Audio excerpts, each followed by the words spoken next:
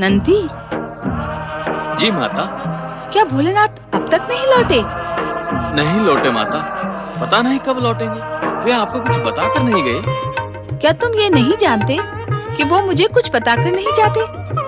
जानता हूँ माता, परंतु कभी कभी आप अपनी दिव्य दृष्टि से ये पता कर लेते हैं कि भगवान भोलेनाथ कहाँ हैं। यदि पता लगा लेती तो क्या मैं पूजा की थाली लेकर यहाँ चली आती? नंदी, तुम भी कभी कभी सचमुच विचित्र बातें करने लगते हो। अब नहीं करूँगा माता, क्षमा करें। बम बम शंकर, काटा लगे न कंकर। बम बम शंकर, काटा लगे न कंकर। हर हर महादेव, हर हर महादेव। ओम नमः शिवाय। कौन है आप दोनों और यहाँ किस प्रयोजन से आए हैं? देवी, ये हैं महायोगी शिव भक्त ऋषभ देव।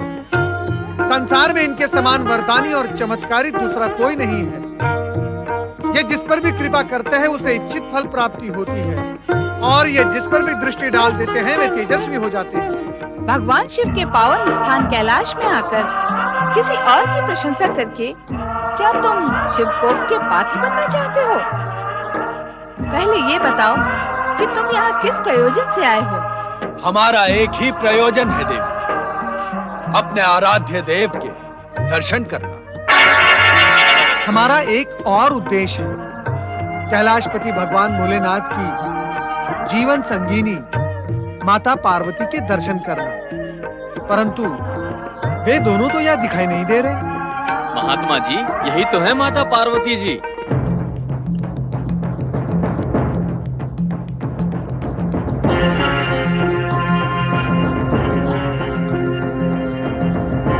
विश्वास नहीं होता कि यही देवी पार्वती है।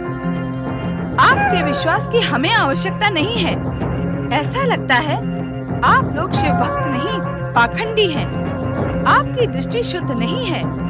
हमने तो कल्पना की थी कि शक्ति स्वरूपनी देवी पार्वती परम रूपवती, परम तेजवती, महाशक्तिमयी होगी। परंतु आपको देखकर तो कोई भी ऐसा नहीं कहेगा कि आप ही देवी पार्वती हैं। यदि आप देवी पार्वती होती तो देखने वाले की दृष्टि स्वयं झुक जाती। ऐसे बार बार देखने की आवश्यकता ही नहीं पड़ती। गुरुवर, जब ये सिंह वाले बंदूक कह रहे हैं कि यही माता पार्वती है, तो मान लेते हैं कि यही माता पार्वती है। ऐसे कैसे मान? हम ऐसे नहीं मानेंगे। मैं तो मान लेता हूँ गुरुवर कि यही माता पार्वती है। प्रणाम माता पार्वती। कृपया आप हमें ये बताएं कि भगवान भोलेनाथ के दर्शन हमें कब, कहाँ और कैसे होंगे? पार्वती को अविनय और शंका की दृष्टि से देखने वाले शिव योगी, चले जाओ कैलाश से, अन्यथा परिणाम शुभ नहीं होगा। शिव योगी परिणाम की चिंता नहीं करता देवी। आपसे जो हो सके कर ले, परंतु हम कैलाशपति के दर्शन किए बिना कैलाश से नहीं जाएंगे। नंदी, भृंगी, शिवगणों, इन दोनों पाखंडियों को कैलाश से दूर कर दो। सावधान! ऐसा प्रतीत होता है कि कैलाश के शांत शीतल वातावरण में रहकर भी आपके मन में क्रोध की ज्वाला धधकती ही रहती है। ये अच्छा नहीं है। अपने क्रोध को शांत कीजिए। हम आपसे पहले भी कह चुके हैं, आपसे जो हो सके करें, परंतु हम अपनी कामना पूर्ण किए बिना कैलाश से नहीं जाएंगे। गुरुवर, सुना है माता पार्वती जब चाहे तब शक्ति का रूप धारण करके प्रलय मचा सकती है। उचित यही होगा कि हम यहाँ से चले चले। कदापि नहीं। इस साधारण नारी के क्रोध से हम भयभीत होने वाले नहीं हैं शिष्य। तुम भी भयभीत ना हो। मैं अंतिम बार कह रही हूँ तुमसे, चले जाओ यहाँ से, अन्यथा मैं तुम्हें श्राप दे दूंगी।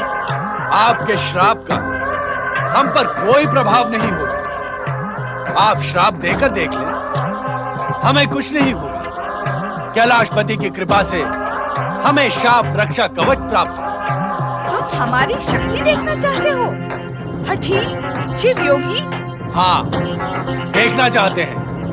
आप भी श्राप देकर देख लें। शिव योगी, मैं पार्वती तुम्हें श्राप देती हूँ। स्वामी आप? ओम नमः शिवाय। प्रणाम माता पार्वती। देवर्षि नारद,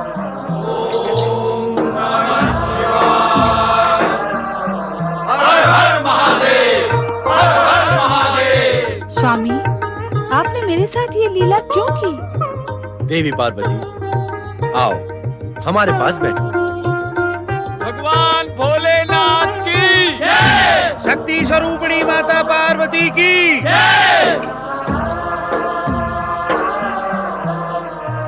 आश्चर्य है देवी, तुमने हम दोनों को नहीं पहचाना। तुमने हमें अपनी दिव्य दृष्टि से देखने का प्रयत्न भी नहीं किया। आपने मेरी बुद्धि भ्रमित जो कर दी थी स्वामी। नारायण नारायण। अच्छा हुआ माता आपने अपनी दिव्य दृष्टि का प्रयोग नहीं किया, अन्यथा आप दोनों की ये लीला हमें कहाँ देखने को मिलती।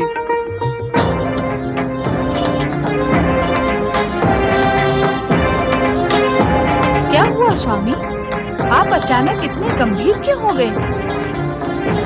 भोलेनाथ, क्या कुछ अघटित घटित हुआ है? हाँ नारद, महाराज वज्रसेन के प्राण संकट में हैं। उन पर शत्रुओं ने आक्रमण किया है।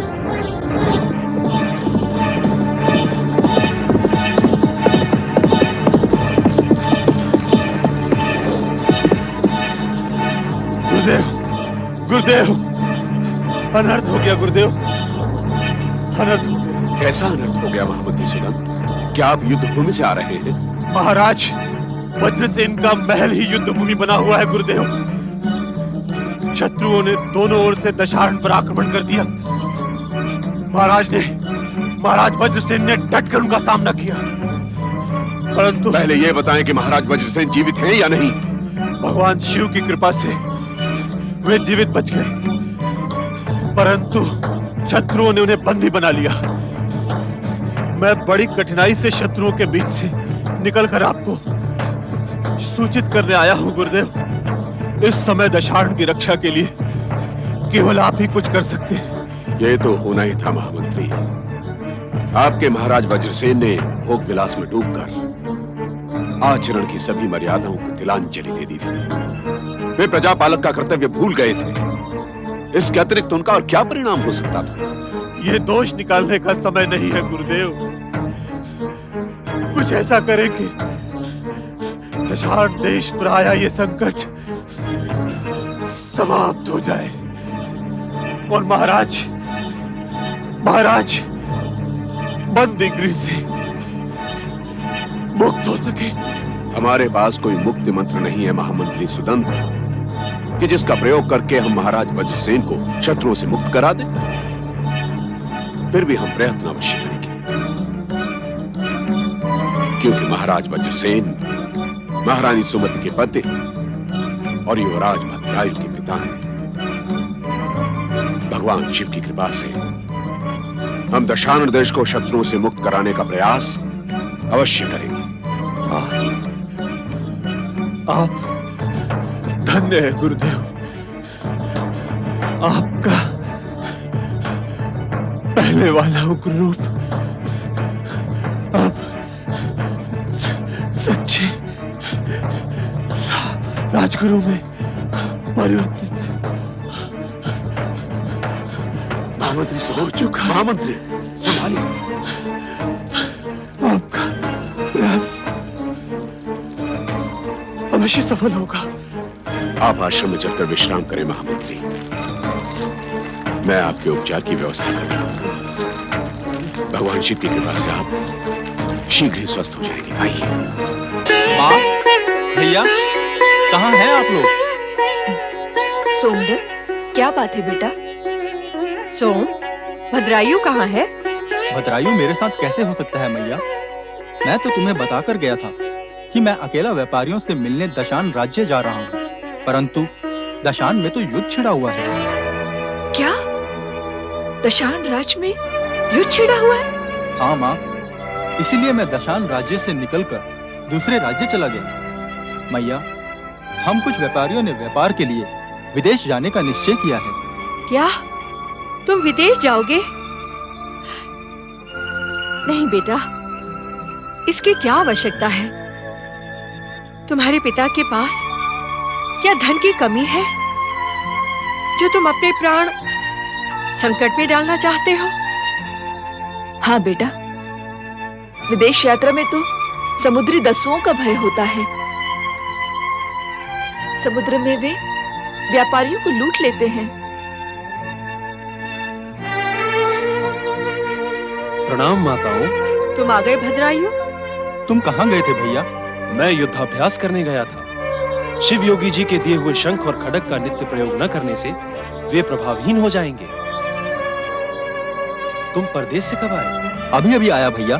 भैया, तुम माताओं को समझाओ ना, ये मुझे विदेश व्यापार करने जाने से ना रोकें। ये मुझे समुद्री दस्युओं का भय दिखा रही है। सोमदत्त को विदेश यात्रा पर जाने दे मां। विदेश व्यापार से इसका साहस बढ़ेगा, इसका भाग्य चमकेगा और श्रेष्ठ शिवचरण और सोमदत्त का नाम विश्व भर में प्रसिद्ध होगा। श्रेष्ठीवर जी, आप सबको मुख्य कक्ष में बुलाया है। राजगुरु पधार रहे हैं। चलो।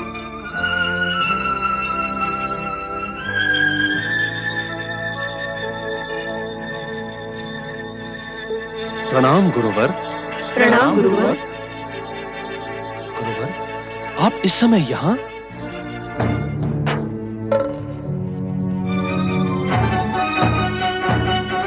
मुझे आना ही पड़ा भद्रायु। तुम्हारे पिता महाराज वज्रसेन को बंदी बनाकर शत्रुओं ने संपूर्ण दशारण देश पर अधिकार कर लिया है। अभी अभी सोमदत्त ने दशान राज में युद्ध छिड़ने की सूचना दी, परंतु मैंने नहीं सोचा था कि महाराज। इसमें महाराज वज्रसेन का भी कम दोष नहीं है महारानी सुमति, परंतु इस समय मैं उसकी चर्चा नहीं करूंगा। बस भद्रायु, तुम्हें शिव योगी द्वारा दी हुई अद्भुत शक्ति प्राप्त है। उसका प्रयोग करके दशारण देश को शत्रुओं से मुक्त कराओ। हाँ पुत्र, तुम अकेले अपने पिता को इस संकट से बचा सकते हो। तुम निश्चिंत रहो मां। वत्स भद्रायु, शत्रु बलवान है, तुम्हें सहस्त्र हाथियों का बल प्राप्त है, परंतु शत्रु की सेना को परास्त करने के लिए सेना की आवश्यकता होगी। शीघ्र ही सेना को एकत्रित करो। गुरुदेव, आप उसकी चिंता ना करें। मेरे पास धन की कोई कमी नहीं है। पुत्र भद्रायु, तुम योद्धाओं को एकत्रित करो और योजना बनाकर शत्रु पर आक्रमण करो। तुम्हें विजयश्री निश्चित प्राप्त होगी। भगवान शिव की कृपा और हमारे आशीर्वाद से तुम दशारण देश को स्वतंत्र कराने में सफल होगे, इसका हमें पूर्ण विश्वास है। भैया भद्रायु, मैं भी तुम्हारे साथ कंधे से कंधा भिड़ाकर शत्रुओं से युद्ध करूंगा। विदेश व्यापार के अवसर तो फिर भी आएंगे। नहीं सोमदत्त, तुम मेरी चिंता ना करो। भगवान शिव की कृपा और गुरु के आशीर्वाद से मैं अकेला ही शत्रुओं के दांत खट्टे कर दूंगा। तुम विदेश यात्रा पर अवश्य जाओ। नहीं भद्रायु, सोमदत्त तुम्हारे साथ ही जाएगा। वो तुम्हारे समान योद्धा नहीं है, किंतु तुम्हारी अनेक प्रकार से सहायता कर सकता है। महारानी सुमति, चिंता का कोई कारण नहीं है। शिव योगी द्वारा दिए हुए दिव्य शंख, दिव्य खड्ग और दिव्य शिव कवच धारण करने वाले भद्रायु का कोई बाल भी बांका नहीं कर सकता। आप निश्चिंत रहें गुरुवर, मैं शिव कवच धारण करके ही युद्ध के लिए प्रयाण करूंगा, परंतु इससे पहले मुझे सेना एकत्र करनी है। अच्छा, तो हम चलते हैं। प्रणाम गुरुवर। हमारा शुभ आशीर्वाद तुम्हारे साथ है। शीघ्र ही विजयश्री तुम्हारे चरण चूमेगी, इसमें हमें तनिक भी संदेह नहीं है। स्वास्थ्य, तुम्हारा कल्याण हो।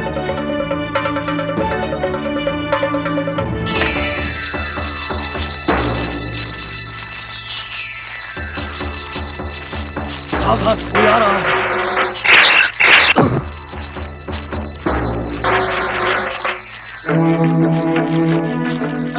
कौन हो तुम? किसी अपरिचित को हमारे राज्य की सीमा में प्रवेश करना मना है। हमको हमारे राज्य में प्रवेश करने से कोई नहीं रोक सकता। दूर हो जाओ तुम। हम तुम्हें प्रवेश करने नहीं देंगे। क्या?